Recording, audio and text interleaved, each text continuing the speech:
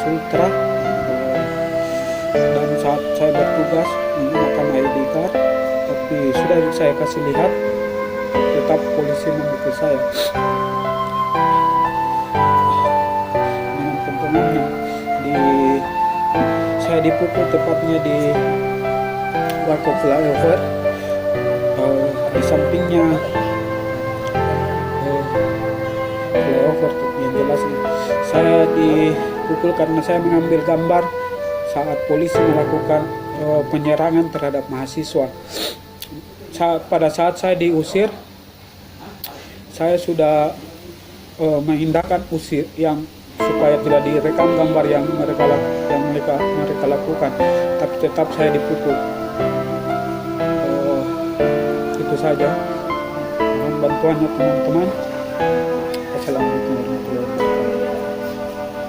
Bukan hanya